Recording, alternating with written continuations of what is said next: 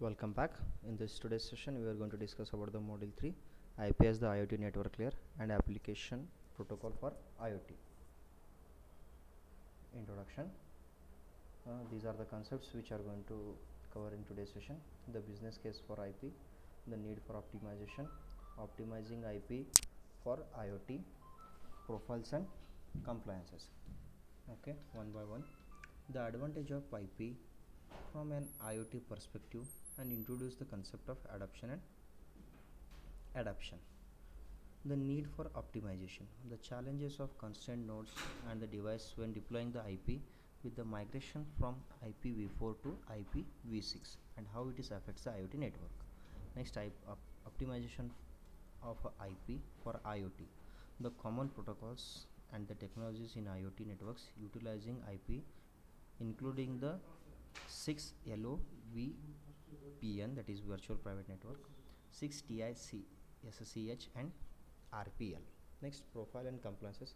Some of the most significant organization and standards bodies involved in the IP connectivity and IoT. The business case for IP. Data flowing from two things is consumed, controlled or monitored by the data centers servers, either in the cloud or in the location that may be distributed or centralized. The system solutions combining the various physical and data link layers call an architectural approach with the common layers independent from the lowers connectivity or the application layers, that is using internet protocol.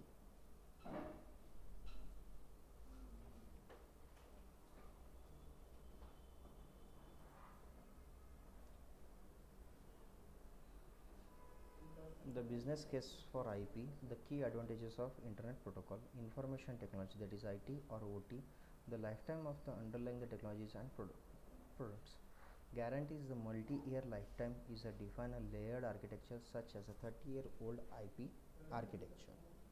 The business case for IP, the key advantages of internet protocol: open and standard based, versatile, scalable, ubiquitous, manageable and highly secure, stable and resilient, consumers market adoption, the innovation factor. Okay, one by one we are going to discuss. Open and standard based. The internet of the things creates a new paradigm in which the device, application and users can leverage a large set of devices and functionalities while guaranteeing the interchangeability and interoperability, security and management. This calls for the implementation, validation and deployment of an open standard based solution. While many standard deployed organizations are working on the Internet of the Things definition, framework, application and technologies, none are questioning the role of Internet engineering task forces as a foundation for specifying the optimization the network and transport layer. Next, versatile. It is a versatile. A large spectrum of access technologies is available to offer the connectivity of things in the last mile, even if the physical and data link layers such as internet, Wi-Fi, and cellular are widely adopted. The history of data communication demonstrates that no given wired or wireless technology fits all the deployment criteria. Communication technologies evolves at a pace faster than expected 10 to 20 years lifetime of OT solution. So the layered IP architecture is well equipped to cope with any type of the physical and data link layer. This makes the IP ideal as a long-term investment because various protocols at these layers can be used in a deployment now and over without requiring changes to the whole solution architecture and data flow. The business case for IP, the key advantages of IP Internet Protocol, ubiquitous. All the recent operating systems releases from general purpose computers and the servers to the lightweight embedded systems have an integrated dual IPv4 and IPv6 IP stacks that gets enhanced over time. IoT application protocol in the many industrial IoT solutions have been adapted in recent years to run over IP. While these updates have most consisted of IPv4 to this point, recent standardization efforts in several areas are adding in IPv6. In fact, IP is the most pervasive protocol when you look at what is supported across the various IoT solution industry verticals. It is also scalable. manageable and highly secure. Okay, as the common protocol of the internet, IP has been massively deployed and tested for robust scalability. Millions of private and public IP infrastructure nodes have been operational for years, offering a strong foundation for those not familiar with the IP network management. Adding the huge number of things to private and public infrastructure may require the optimization and design rules specific to the new device. However, you should realize that this is not a very different from the recent evolution of the voice and video endpoints integrated over IP. IP has proven before that scalability is one of its strength. The, okay, it is a manageable and highly secure. The communication infrastructure requires appropriate management and security capabilities for proper operation. One of the benefits that comes from the 30 years of operational IP network is the one well understand the network management and security protocols, mechanism, toolset that are widely available. Adopting the IP network management also brings an operational business application to the OT. Well-known network and security management tools are easily leveraged with an IP network layer. However, you should be aware that despite the secure nature of the IP, real changes exist in this area. Specifically, industry is challenged in securing the constrained nodes, handled legacy of OT protocols and scaling the operation. Uh, Stable and resilient. It has been around 30 years. It is clear that IP is a workable solution.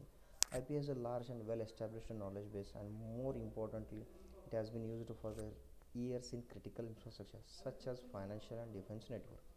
Finally, it is a stability and relationship benefit from the large ecosystem of a IT professional who can help the design and deploy the operating IP based solution. Okay. Next, consumers market adoption.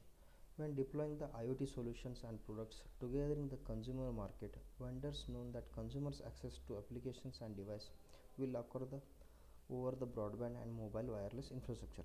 The main consumer device ranges from smartphone to tablets. The common protocol they are using the IP protocol. Okay, the innovation factor. The past 2 decades, there are so many changes in the IP.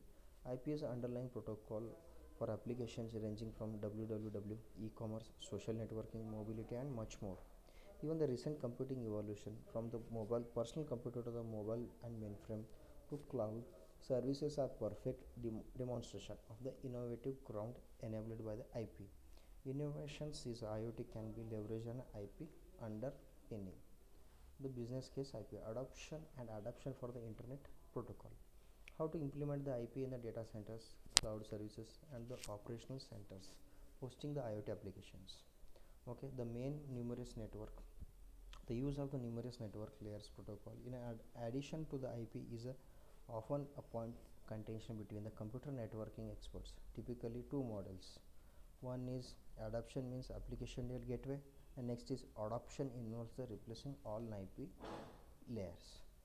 Okay. Next comes the business case for IP adoption and adoption for the internet protocol in the industry and manufacturing sectors. Solution and product life cycles. Many protocols have been deployed for the several communication. Supervisory control, acquisition, SCADA is there. Next we have operate with the IP adoption. Next we have the ZigBee. So many IP protocols are there. Okay. Next, following the factors when trying to determine which model is best suited for the IP connectivity. There is a bidirectional overhead data flow model, network diversity. Next we are going to see the bidirectional versus unidirectional data flow.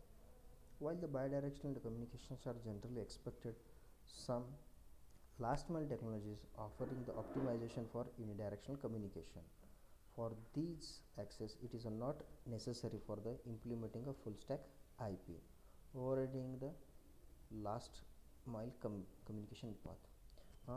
Over the for 2 decades, IPv4 has been there. Next, we have to switch to the IPv6. If the data is to be forwarded from device to device, okay, there is a possibility of so many users are going to connect it. So IPv4 is not a suitable in the future. So that purpose we have to switch to the IPv6. Next, here comes the data flow model. One benefit of the IP adoption model is the end-to-end nature of the communication. However, it is there are many IoT solutions are available. Next, we have network diversity. One of the drawback of the adoption model is generally dependency on a single PHY and the MAC layer. For example, Zigbee device must be deployed in a Zigbee network Iceland. Okay, and we have the next, Internet of Things will largely be built on the Internet Protocol suite. In copying in the integration of a non-IP devices may need to deal with the limits at the device and network levels that IoT offers. Therefore, optimization are needed at various layers of the IP stack to handle the restrictions that are present in the IoT networks. The following concepts take a detailed look why optimization is required. Constraint node, constraint network, IP version. Okay, so we will stick to the constraint nodes. IoT having the different classes of device coexist depending upon the functions in a network. Things architecture may or may not offer the similar characteristics. So we are stick to the particular node. Power consumption is a key characteristics in the constraint node. Okay, for example, if you are placing a sensor in your room, so how much power it is going to consume? Battery hours, that is 10 hours, 20 hours or maximum. So the battery spam is going to be a key factor when it comes to the constraint nodes. Next, constraint nodes can be classified into the following. Devices that are constrained in a resources may communicate infrequently to transmit the few bytes. Okay, device with the enough power and capacities to implement a stripped down to the IP or a non-IP stack. Devices that are similar to generic or PCs. Okay, in this manner the IPs are going to IP nodes are going to be classified. Okay, next we have the constraint nodes. Next we have the constraint nodes is once done, we are going for the constraint network. Low speed connection demonstrated that IP could run over a low bandwidth network. High speed connections are not usable for IoT devices in the last mile. Okay, for that purpose we are switching to the IPv6. The IP versions, here we are going for the IP versions. So today we both versions IPv4 as well as IPv6, but in future we are going to stick with the IPv6. Okay, cellular provider and technology. IoT devices with the cellular modems are dependent on the generation of the cellular technology as well as the data services offered by the provider. For the first three generation data services, GPRS, Edge, 3G, IPv4 is a base protocol for versions. Consequently, IPv6 is in this generation. It must be tunneled over the IP. Now we are using the 4G and LTE networks. The data services can use IPv4 and IP as a base protocol depending upon the provider.